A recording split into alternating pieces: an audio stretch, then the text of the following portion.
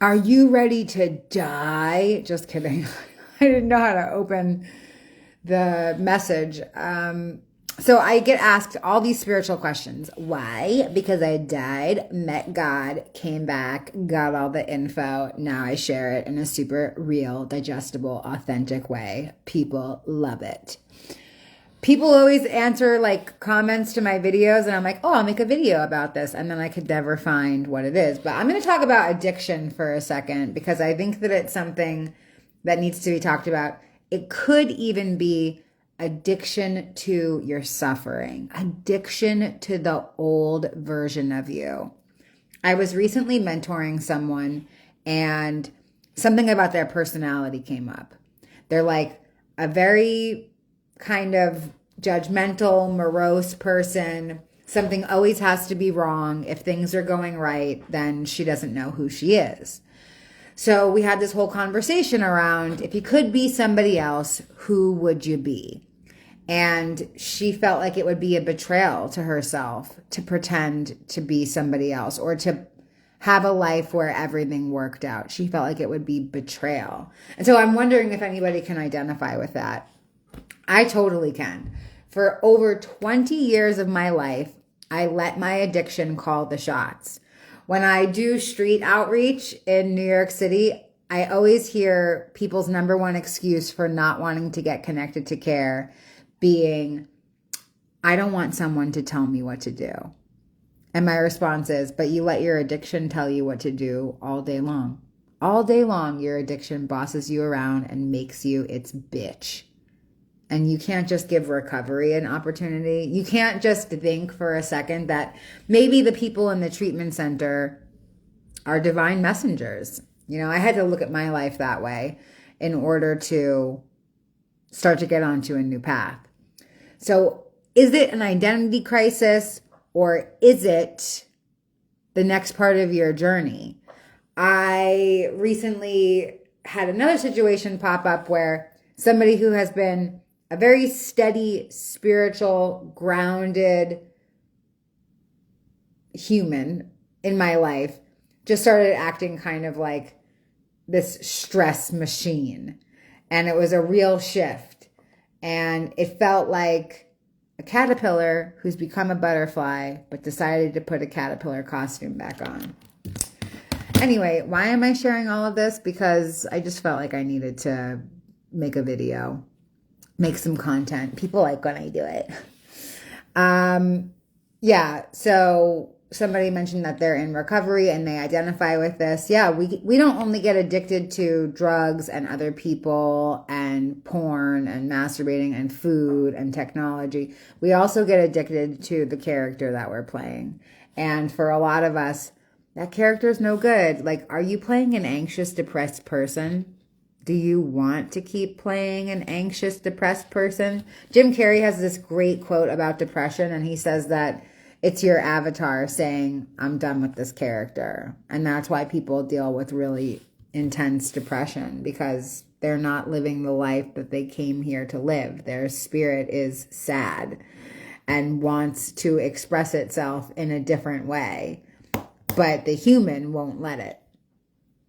Anyway, I don't know if I have anything else to talk about. I probably won't post this. Does anybody have any questions for a former crackhead prostitute turned spiritual teacher? This is the place to get your questions asked and answered, my friends. Okay, let's see. I'm just like trying to read through some comments to see if I can find one. I know my friend Sean had a question that I said I was going to answer. I probably should have had it prepared before I came on here. Let me see if I can pull it up. Let me think about what happened in my sessions today. Maybe I could share about that. Have you guys ever thought about starting a community? Have you ever thought about embracing, like, have you not been able to find what it is that you're looking for, and so you decided to create it instead? I think that there's something really powerful about exercising the art of creation. And, you know, I kept looking for a spiritual space and I couldn't find one that aligned with me. And so I decided to create my own. So if you're looking for spiritual community, I have a group. It meets every Tuesday at 7 p.m. and we're about to do a Sunday group that meets in the afternoon. So that way our Europe time zone friendly. And yeah, I have a local group in New York City. We meet once a month. I host retreats. I have one coming up in Mexico. This is an opportunity for you to get connected to real, grounded, authentic, spiritual people. These are the spaces to do it in. And I've created them for you. You're welcome. Okay, somebody said advice on those searching for a relationship and any books to recommend. Okay, ooh, this is a good one. This is funny because I was going to make a video about twin flames and I decided not to. My message from Sean is not popping up. Sorry, Sean. It's just like the little endless circle of loading. Okay, I'm going to talk about relationships. If you're looking for a relationship, this is what you do. Take a pen, because this is a magic wand. Write down all of the attributes that you're looking for in a partner. So like when I wrote my list, it was, I want somebody who's hardworking. I want somebody who's in recovery. I want someone who, never say want. I desire someone who is kind, is funny, is financially secure. These were all things that I desired in a partner. And then I looked at the list and I decided to start manifesting those traits on my own. So I became a hard worker. I became financially secure. I became funny. I mean, I was always funny. And then as soon as I started to manifest those qualities in myself, my partner appeared. And it was so perfect because it was no longer me looking to have those qualities in my life through another person. It was me being in collaboration and interdependence with somebody who also had those qualities. And so it was really cool, really beautiful mirror. So that's one of the things that I would say about looking for a relationship. Another thing that I would say is, what can you bring to a relationship? What is it that you can offer another person? If you are broken and wounded and you're looking for a partner to help you feel complete or happy, then it's just not gonna happen. It's just not the way the law of attraction works. Like attracts like. Feeling attracts feeling. So if you're broken, you're more than likely going to attract other broken people. And so you have to heal. You just have to. Like, we just have to do the work. It's actually really fun. Find somebody to do it with. It could be me. It could be somebody else. It could be a psychic. It could be a YouTube teacher. It could be a book that you read. Just find somebody to lead you and trust that it's the right person. Books that I recommend, I don't actually have a book about relationships that I would recommend. I did this great workbook called Healing Codependency. Maybe I'll host a Healing Codependency workshop that might be really helpful for people. I help a lot of people through codependency. I've been very exposed to toxic codependency. Don't know if you heard, but my parents murdered themselves together. So definitely been exposed to a lot of toxic codependent relationships. And I was a highly toxic codependent person in my life as well. Okay, let's see. Make the video on twin flames. And I'm sure you'll do an awesome workshop. Somebody said, I have a video on twin flames. I'll send it to you. Let me write down your username so I don't forget. It's really funny. My twin flame story is hilarious. It ended in a restraining order against me. Psycho wasn't actually my twin flame. I'm my twin flame. We're all our own twin flames. How do we make a change from the version of ourselves we don't want to be anymore? Do we just act like the version we want to be? You can fake it till you make it. Yeah, that's one way. You know, the law of attraction works on that energy for sure. But if you can't actually embody the feeling and you're just mimicking the actions, it won't work. It has to be thought, feeling, behavior, action, lifestyle. That's like the progression of exercising to be a new person.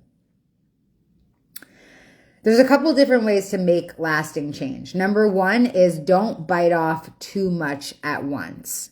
So if you want to give me an example of something that you want to change in your life, that would probably be really helpful so I can give you some real in the moment advice. But if you're shy, I can just start with like general things that people want to change inside their lives. So some people want to let go. I mean, we could go with they want to let go of an addiction, right?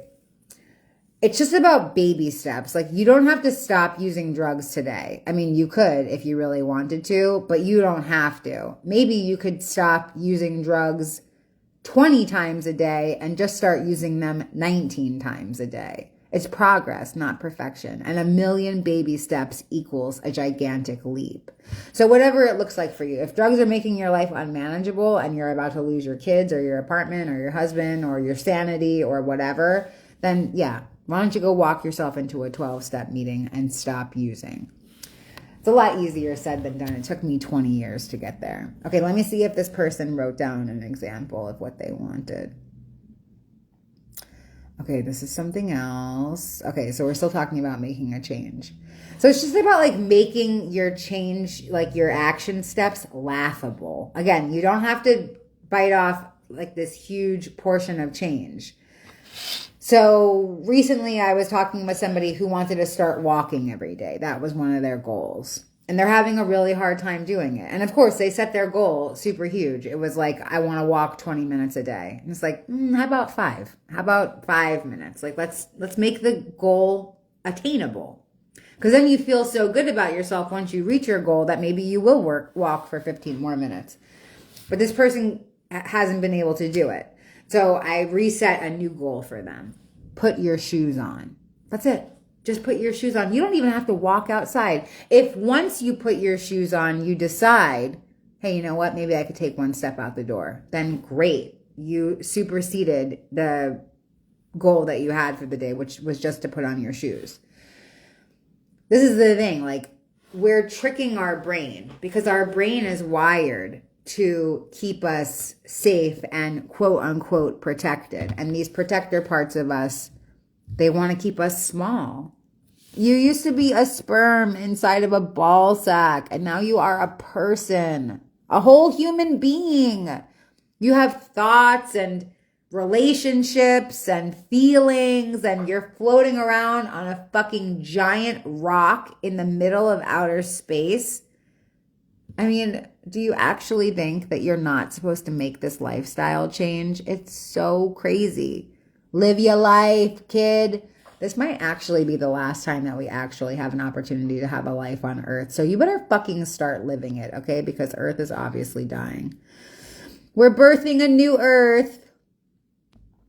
Okay, let's see. Hi, Ian. Somebody said, I've been dreaming about all my loved ones past, and there's a lot. They're always alive in my dreams, but I'm aware that they aren't actually alive in my dream. Oh, that's so painful. I've totally had those dreams too, where I'm in a dream with my dead parents, and I'm like, you motherfuckers, you're not even real. You guys killed yourselves. But in my dream, they're like really interacting with me, but I feel all of this, I feel rage, I feel resentment. And so I get to process it inside my dream. But your dreams are your subconscious playground. That's where you get to process all of your feelings and emotions. Dreams are the best. I love dreams.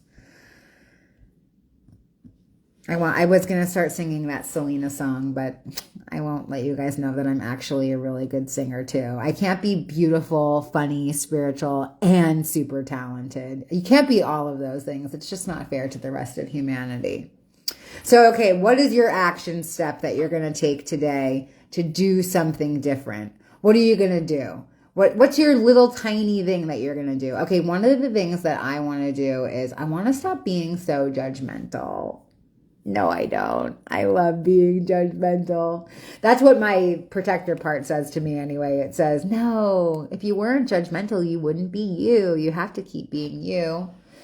So I think maybe tomorrow, because I'm not going to start today, I'm judging every single person's username that's inside this live right now.